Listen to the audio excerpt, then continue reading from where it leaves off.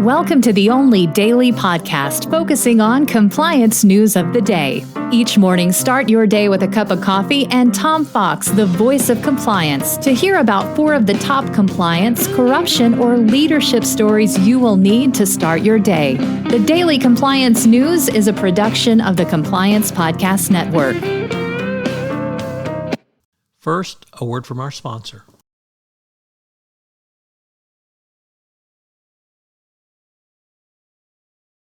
The Daily Compliance News for May 17, 2022, the When Customers Complain edition. And we begin with that story from the Wall Street Journal as Boeing gets a broadside from one of its biggest customers.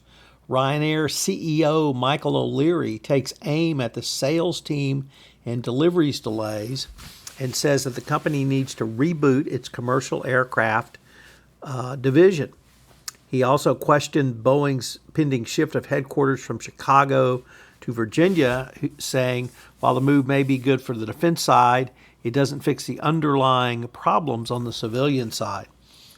When you have a customer, and a very large customer, say these things in public, that is a very big broadside, and I hope that Boeing is listening and will not put its head in the sand and ignore the problems that exist in its organization.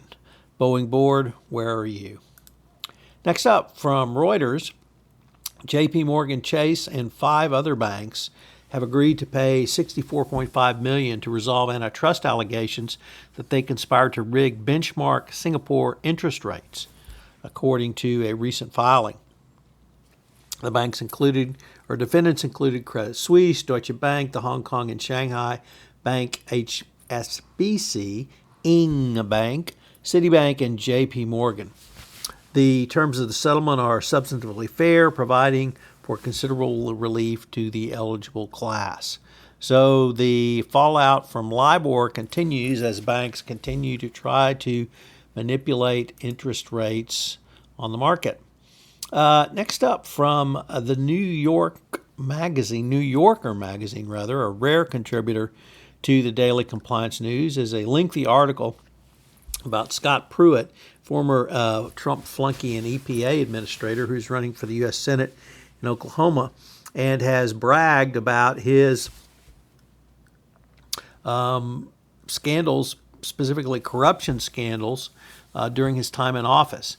He had, according to Axios, 17 major scandals in the short time he was in Washington, and no doubt one of the most corrupt officials in the completely corrupt Trump administration. So thumping his chest for corruption certainly seems to be a steady sign of Trump officials.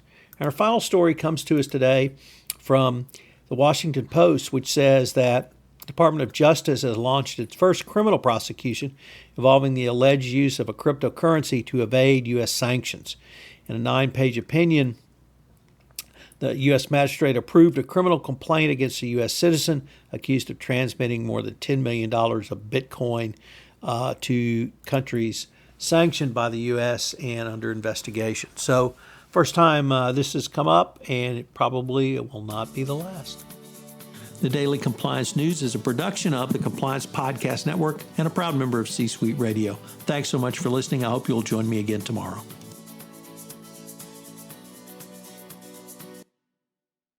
This podcast is a part of the C-Suite Radio Network. For more top business podcasts, visit c-suiteradio.com.